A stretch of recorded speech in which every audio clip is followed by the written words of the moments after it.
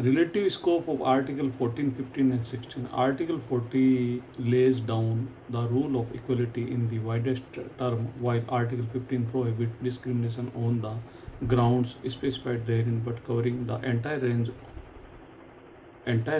of state activities. Article 16 embodies the same rule, but the narrower in the scope since it is the confined to the state activities relating to the office or the employment under the state. Both Article 15 and 16 operate subject to expectation therein. Article 17 of the Constitution says untouchability is the abolished. Article 17 of Constitution says Article 17 abolition of untouchability. Untouchability. Untouchability is abolished and its practices in any form of forbidden. The enforcement of the disability arising out of untouchability shall be offence punishable in accordance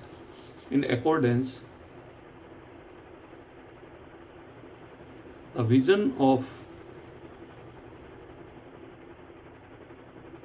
the vision of the vision of founding fathers constitution to liberate the society from blind and ritualistic adherence, mere traditional superstitious belief, sense reason,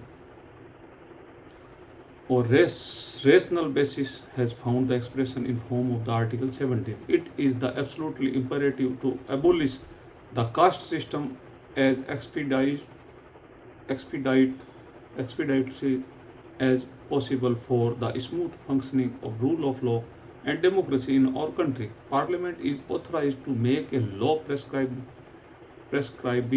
the punishment for the offence. Article 35 and the exercise of the power Parliament has enacted the Untouchability Offences Act 1955, which has been amended and renamed in 1976 as the Protection of Civil Rights Act 1955.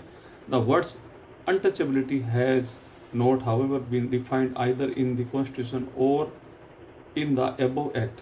It has been assumed that the word has a well-known connotations primarily referring to any social practices which looks down upon the certain expression classes solely on account of their birth and disables them from having any kind of intercourse with people belonging to the so-called higher classes or castes.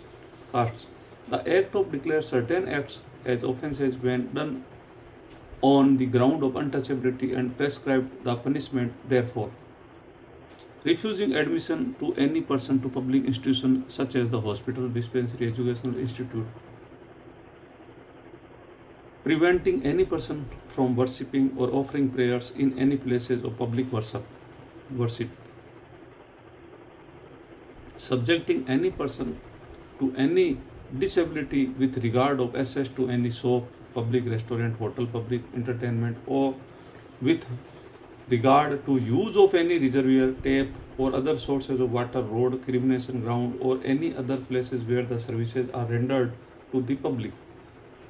The sweep of the Act has been enlarged in 1973 by including within the offences of practicing untouchability the following: insulting a member of scheduled caste on the ground of untouchability, preaching untouchability directly, indirectly, justifying untouchability a historical, philosophical, religious ground or the ground of tradition of the caste system. The penal sanction has been enhanced by the providing that in the case of subsequent conviction, the punishment may range from 1 to 2 years imprisonment. A region convicted a offence of untouchability shall be disqualified for the election to the union or state legislature. If a member of a scheduled caste is a subject to any such disability or discrimination, the court shall presume, unless the contrary is proved, that such act the committed on the ground of untouchability. In other words, in such cases there will be a statutory presumption of an offence having been committed under the act. The prohibition of the untouchability in the Constitution has thus been given a realistic and effective shape by this act. Article 18 Abolition of titles. Title is something that the title is something that hangs to one name as an appendage. During the British rule, there was a complaint from the nationalists that the power conferred titles was being abused by the government for imperialistic purpose and for corrupting public life. The Constitution seeks to prevent such the abuse by the prohibiting the state from the conferring any title at all. It it is to be noted that the ban operates only against the state. It does not prevent any other public institution such as the university to confer title or honor by way of honoring their leaders or men or merit. The state is not debarred from the awarding military or academic distinctions even though they may be used as title. The state is not preventing from conferring any distinction or award, say, for the social services, which cannot be used as a title that is as an appendage to one name. Thus, the award of Bharat Ratna or Padma Vibhushan cannot be used by the recipient as the title and does not accordingly come within the constitutional prohibition. In 1954, the Government of India introduced the decoration in the form of medals of four categories, namely Bharat Ratna, Padma Vibhushan, Padma Bhushan, and Padma Shri. While the Bharat Ratna was awarded for the exceptional service toward the advancement of art, literature, and science, and in recognition of public services of the higher order, the other would be awarded for the distinguished public services in any field, including services rendered by the government servant in order of the degree of the merit of their services. Though the foregoing award were mere decorations and not intended to be used as the appendage in the name of person to whom they are awarded, there was a vehement criticism from some quarters that the introduction of these award violated Article 18. The critic pointed out that even though they may not be used as title, the decoration tend to make distinction according to rank contrary to preamble which the promises equality of status. The critic gained strength on the point from the fact that the decoration are divided into the several classes, superior and inferior, and the holders on the Bharat Ratna have been assigned a place in the warrant of precedence, ninth palace, just below the cabinet minister of the union, which is usually named the indicating the rank of the different dignitaries and high official of the state in the interest of discipline in the administration. The result was the creation of a rank of person on the basis of government recognition in the same way as the conferment of the nobility would have done. Another criticism which seems to be legitimate in that there is no sanction either in the constitution or any existing law against a recipient of any such decoration appending it to this name and thus using it as a title. Any such use of obviously consistent with the prohibition contained in Article 18(1), but it is not made an offence either by the Constitution or by any law. The apprehension of the criticism on his point were unfortunately justified by the fact describing the author on the title of an issue Hamlian lecturers. The decoration Padma Vibhushan was in fact appended as a title. The protest raised by the Acharya Kripalani against the award of such decorations, which went unheeded earlier, was honored by the Janta regime 1977 by putting a stop of practice of awarding Bharat Ratna by the government, but it was restored by the Mrs. Gandhi after her comeback. In the contest it is to be noted Article 18 itself makes exception in favor of granting by the state of military or academic distinction.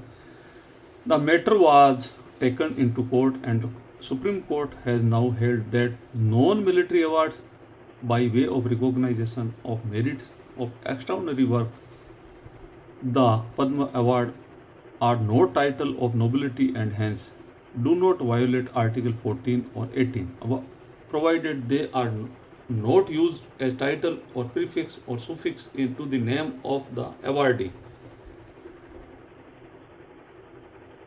Apart from the rights flowing from the above prohibition, Article 19, the sixth freedom. Rights following the above prohibition, certain positive rights are conferred by the Constitution in order to promote the ideal liberty held out by the preamble. The foremost among these are the six fundamental rights in the nature of freedom, which are guaranteed by the citizen by the Constitution of India. Article 19 there were popularly known as the seven freedom under our constitution. It is already been pointed out that the original constitution there were seven freedom, Article 19(1), but one of them, namely the right of acquired, hold and dispose of property, has been omitted by the Constitution 44th Amendment Act 1978, leaving only six freedom in the article. They are: 1. Freedom of speech. They are: 1. First, freedom of speech and expression, freedom of assembly, freedom of association, freedom of movement, freedom of residence, and freedom 6. Freedom of profession, occupation, trade, and business. Only six freedom are nowadays available to Indian citizen: freedom of speech and expression, freedom of assembly, freedom of association, freedom of movement, and freedom of residence and settlement, freedom of profession, occupation, trade, and business. Since Article 19 forms the core of our chapter or fundamental rights, it is essential for the reader to familiar with the text of this article as it stands amended. All citizens have the right to freedom of speech and expression, to assemble peacefully without arms, to form association or union or cooperative societies, to move freely throughout the territory of India, to reside and settle in any part of territory of India, to practice any profession or the carry or any occupation, trade or businesses. Nothing in subclause A and clause first shall affect the operation of any existing law or prevent the state from the making any law, insofar as such law imposes reasonable restriction on the exercise of the right of conferred by the said subclause in the interest of sovereignty and integrity of India, the security of the state, friendly relation with foreign state, public order, decency and morality, or in the relation contempt of court, defamation and incitement to an offence. The nothing is subclause of the said clause shall affect the operation of any existing law insofar as it imposes or the prevent of state from the making any law imposing as the interest of sovereignty, integrity of India, public order, reasonable restriction or the exercise of the right conferred by the said subclause. Nothing is subclause C. The said clause shall affect the operation of any existing law insofar as it impose or prevent by the state from making any law imposing in the interest of the sovereignty and integrity of India or public order, morality, reasonable restriction on the exercise of the right conferred by the said subclause. Nothing in subclause D and E said clause shall affect the operation of any existing law insofar as they impose or prevent the state from making any law imposing reasonable restriction of the exercise of any of the right conferred by the said subclause either in the interest of the general public or in a protection of the interest of any scheduled tribe. Nothing in subclause G is the said clause shall affect the operation of any existing law insofar as the imposes or prevent the state from making any law imposing, in the interest of the general public, reasonable restriction on the exercise of the right conferred by the said subclause, and particular nothing in the